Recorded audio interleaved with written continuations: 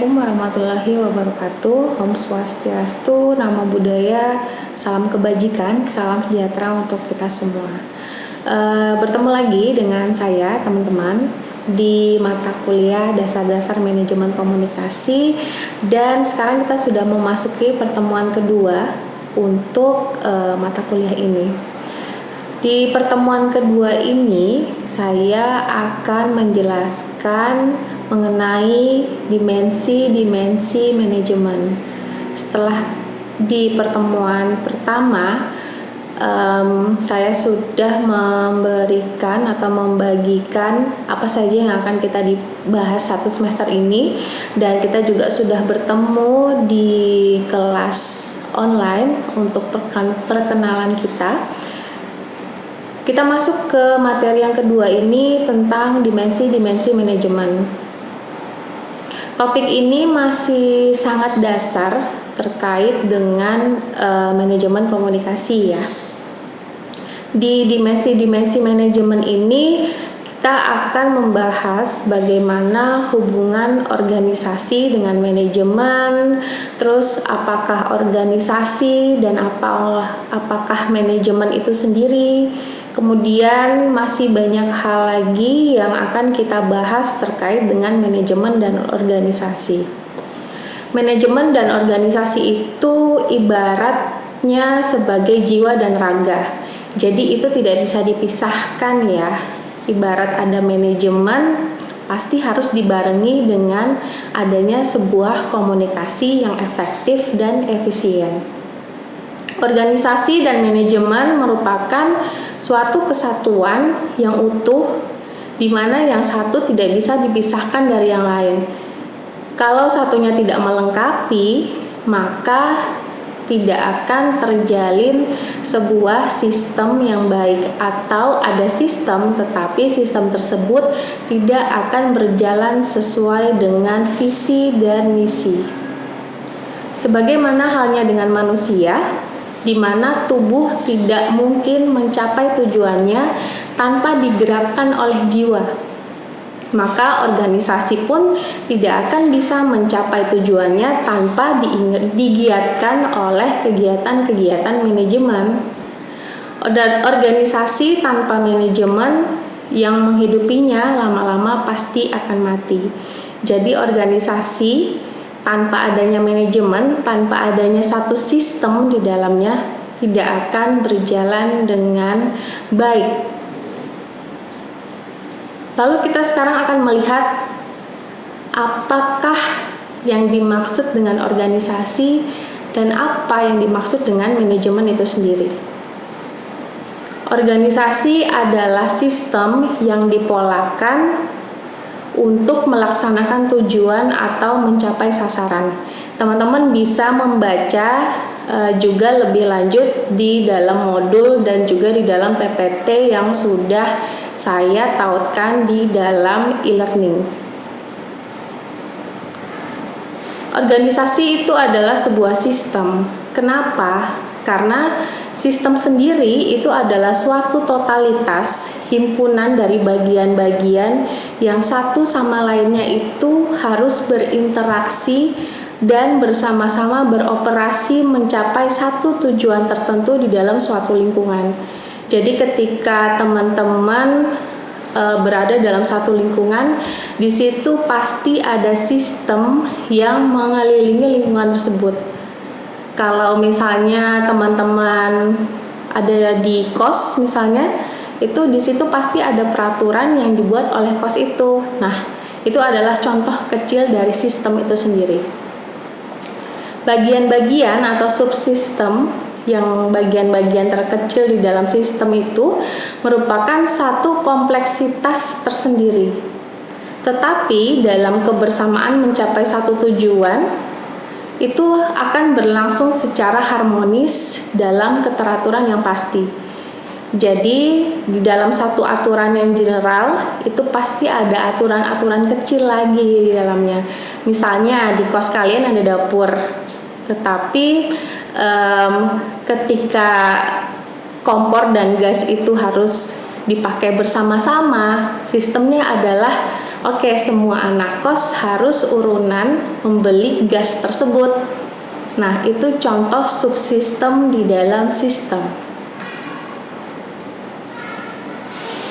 Karena organisasi itu merupakan sistem, maka organisasi harus dipandang sebagai sebuah satu yang utuh, ya, karena titik sentral pandangan terhadap sistem itu adalah pernyataan bahwa keseutuhan melebihi jumlah bagian.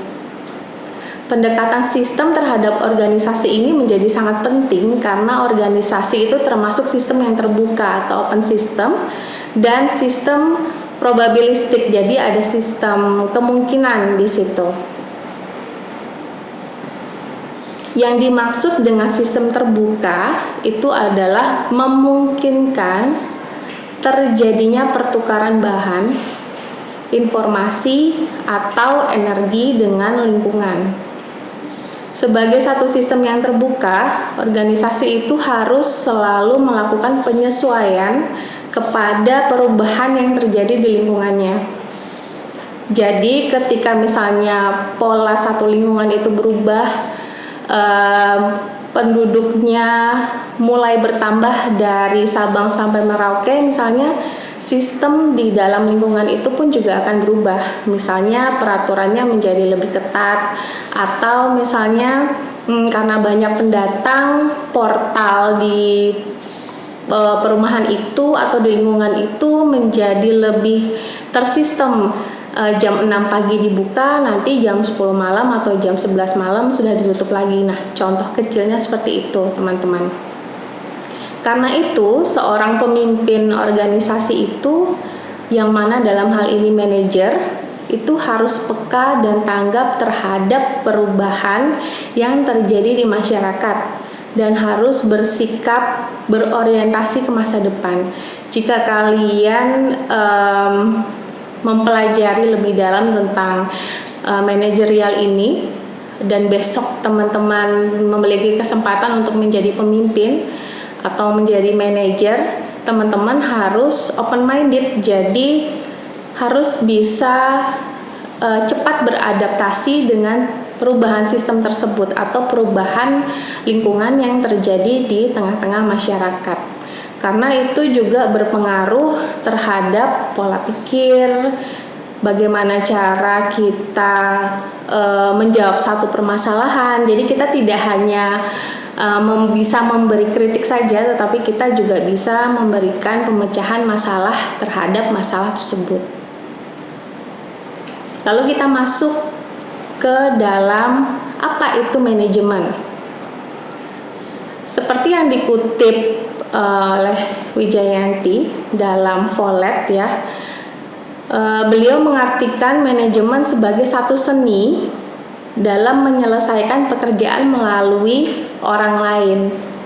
Dan menurut Stoner, manajemen adalah proses perencanaan, pengorganisasian, pengarahan, dan pengawasan, atau yang kalian familiar atau akan terus melihat ini dengan POAC, planning, organizing, actuating, dan juga controlling. Ada juga satu pengertian dari Shane. Dia memberikan definisi bahwa manajemen itu adalah sebuah profesi.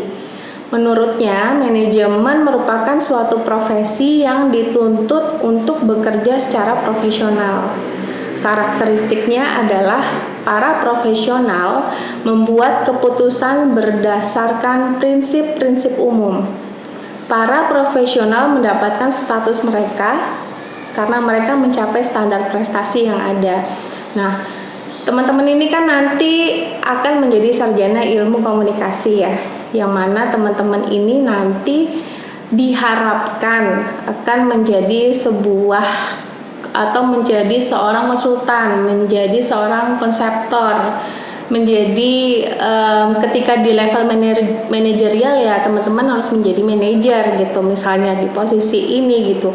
Teman-teman di sini diharapkan untuk memiliki seni, juga memikirkan manajer ini sebagai profesi, sehingga proses manajerial ketika teman-teman bekerja di dalam satu perusahaan atau di dalam satu corporate, itu juga akan mengikuti alur dari profesionalitas kalian. Jadi misalnya kalian sudah sering bersinggungan dengan permasalahan di lingkungan sekitar, sering include atau masuk ke dalam satu organisasi kemahasiswaan dan lain-lain, itu juga bisa meningkatkan pola pikir dan daya manajerial teman-teman.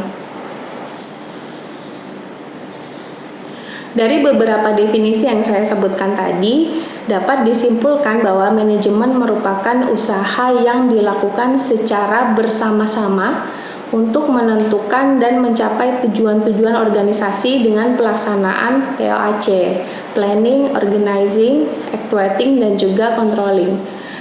Perusahaan itu atau corporate itu pasti memiliki tujuan. Tujuan itu akan diraih dengan visi dan misi dari perusahaan tersebut. Nah, manajer ini, seorang manajer atau ketika dia menjalankan satu manajerial, dia harus tahu dulu teman-teman tujuan atau goals-nya apa yang ingin diraih. Nah, sehingga untuk menurunkannya ke POAC, ke planning, organizing, actuating, dan juga controlling itu akan jauh lebih mudah. Tapi ketika teman-teman bekerja tanpa tahu goalsnya apa, jadi benar-benar cuman kerja sekedar kerja, tidak tahu targetnya apa, tidak bisa istilahnya merangkul kolega-kolega atau rekan kalian di lingkungan kerja, nah itu juga akan menyesatkan teman-teman nanti gitu. Manajemen itu merupakan sebuah kegiatan ya, jadi pelaksanaannya disebut dengan managing. Dan orang yang melakukannya disebut dengan manajer. Manajemen itu dibutuhkan setidaknya untuk mencapai sebuah tujuan. Gunanya apa? Untuk menjaga keseimbangan di antara tujuan-tujuannya itu yang saling bertentangan untuk mencapai efisiensi dan efektivitas. Manajer itu dia punya target besar ya, teman-teman. Dia pasti ditarget oleh atasannya lagi gitu. Di atas manajer itu masih ada direktur, masih ada presdir dan lain sebagainya, apapun sebutannya di dalam satu perusahaan.